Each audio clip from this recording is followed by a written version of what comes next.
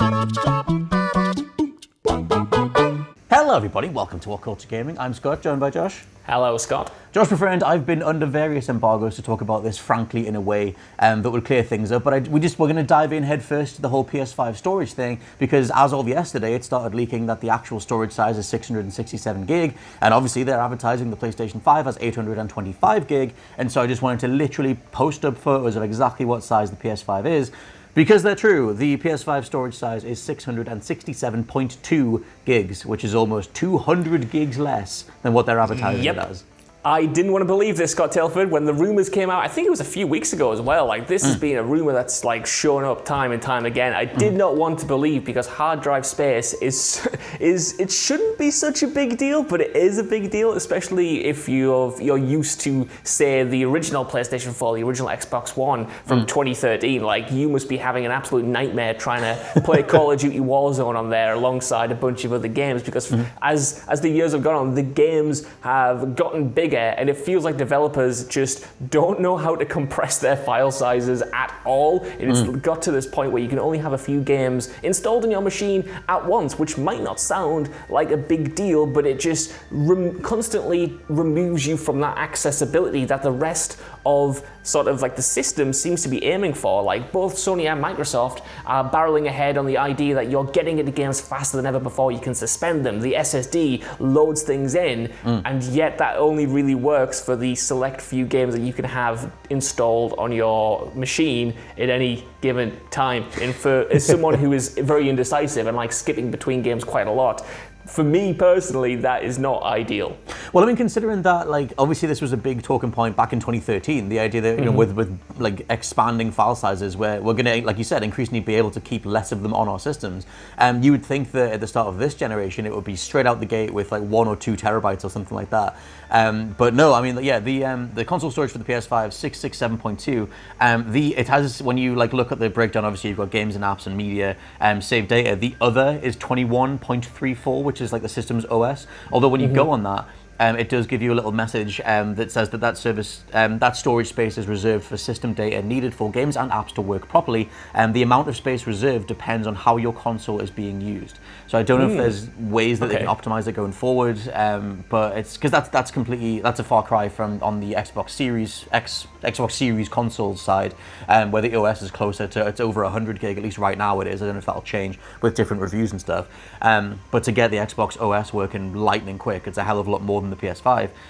But Xbox's side is also a lot bigger in terms of overall storage, with their expandable memory and stuff like that, which the PS5 has options for those things, but I just think that out the gate, it's not enough to tick the box of, you know, they've solved the problem from last gen or the generation that's ending right now. Yeah, definitely. Like, I was hoping for at least close to 1 terabyte in pure sort of storage space, which would have been really enjoyable, especially considering, you know, the games that you want to get at launch. You want to be able to have all of them available to you to be able to flick between, like I said. And I think this is compounded by the fact that it doesn't seem like anywhere that the games themselves are being better optimized for the storage space. Like, I think it was announced that Call of Duty Cold War, whilst it's not going to be the ridiculous rumored 200 gigabyte install that I saw online the other night, it's still going to be a hefty chunk. I think it's 133 gigabytes, which is, you know, mad, and that will presumably get bigger over time as content is added to the Battle Pass, or we get like a Warzone integration or something. Like, this is the base file size that will probably increase as time goes on, and that's a hefty chunk of your launch space, which again, it sounds very much like a 1% sort of problem to not have enough space for all of these things, but it sucks when I'm on the PlayStation 4 right now, like trying to install a new game, and I'm looking for apps to delete. Like, that's when I get really frustrated, because I'm like, why do I have to delete Spotify again just to install this other game so I can have it alongside GTA? Like, why am I making these sacrifices in 2020?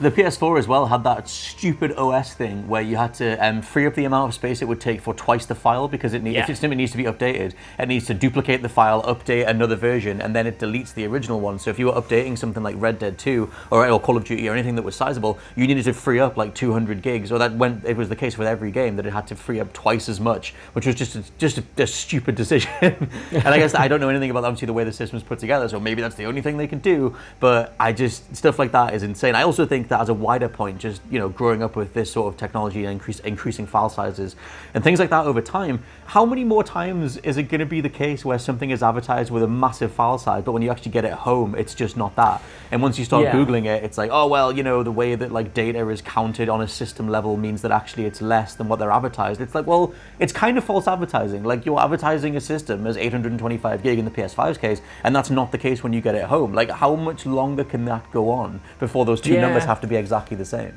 Yeah, I mean, there's always sort of an element that I feel like people sort of understand that there will be some spillage. Like, that's not going to be purely sort of the storage that you get when you bring it home. But I feel like this in particular feels like much lower than what people might have been expecting. And again, like, people like me and you who know this information beforehand can make informed decisions, but then you have to think about, the parents getting this for Christmas, and then the kid maxes out the hard drive and they want to buy this additional hard drive, which costs a lot of money, especially, in Microsoft's case where they've got like the little plug-in hard drive spaces. And it's like, that's not cool, and I don't really necessarily like it all that much. The other thing as well is very recently on the PlayStation 4 side, it was like Last of Us Remastered, Until Dawn. Various titles have been receiving very late in the day patches right on the cusp of the generation that reduce their file sizes all the way down and sort of optimize them for loading and stuff like that. So it's like, well, clearly part of the dev process now is focused on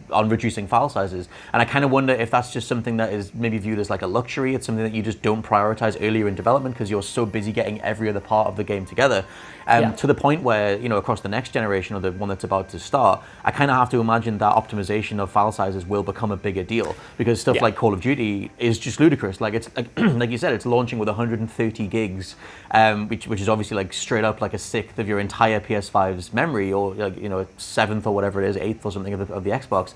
And just either we're going to accept that and just kind of go, okay, I guess the game is big enough, it's detailed enough, whatever it is, where that feels natural.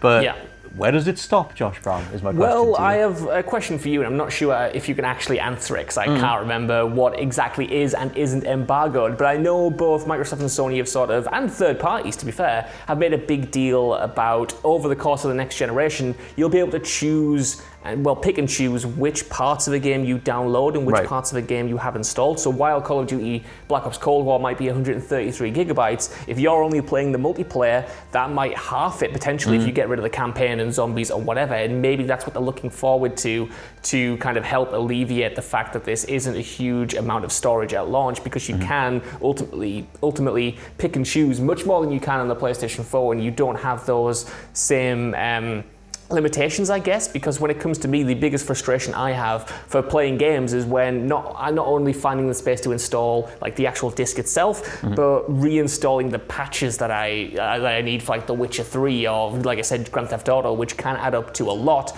And if you don't have a great internet speed, can take a long time to get actually in the game. So I wonder if for the PlayStation 5, if you have that option to maybe, retain patches or a version of a game whilst downloading the raw data off the disk, whilst deleting that raw data, and then it's just a case of reinstalling that data from the disk and the patches are there ready to go. Like, options like that do alleviate it, I think. It's still not ideal, but I wonder if that's what they're kind of leaning on, to be like, look, this isn't as bad as it looks. There are ways around it, There's hopefully ways around it. Like, in terms of embargo stuff, they at the minute, like, the only example I got of that idea is what was already baked into Call of Duty Modern Warfare, like last year's one, where I think it's the same on the PS4. It's definitely the case on the PS5. When you go to download it, it gives you a big list of exactly which components you want to download. That is the case on PS4, right?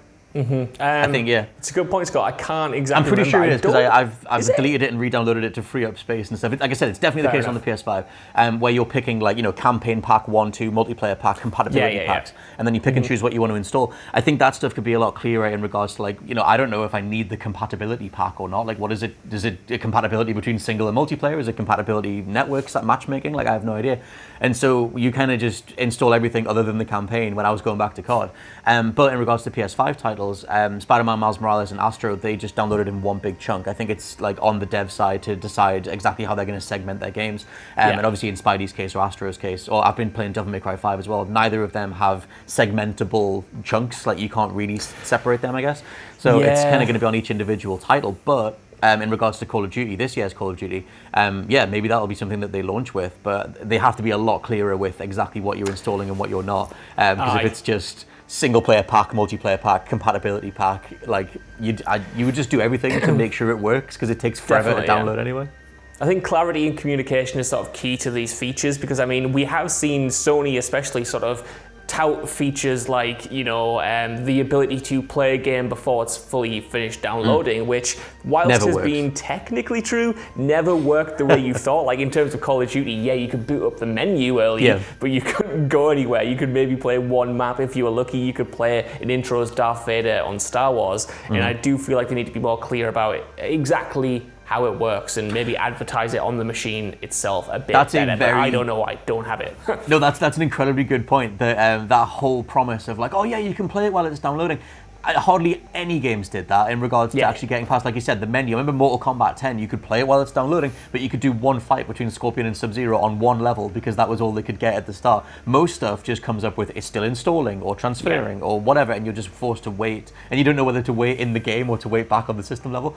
That will be something that it's just going to come on a game-by-game basis, but either way, the PS5 storage is obviously, could be a hell of a lot better. It kind of hinges a little bit on the optimization side of it. I'll say that in the entire review process, obviously just because of the amount of games that I was juggling, it totally worked. The SSD was lightning fast. There's all those positives to it, but that file size is going to get filled up pretty damn quickly. Especially if the average PS5 game is as big as something like Call of Duty. So we'll keep an eye on it. But let us know what you think down in the comments below. Is 667.2, I believe, gig good enough for you, or whether it should be something a hell of a lot bigger? It is 0.2. Whether 667.2 gig is enough, or whether you expected something bigger. For now, I've been Scott from WhatCulture.com. I've been Josh from WhatCulture.com. And we'll catch you next time. Bye-bye.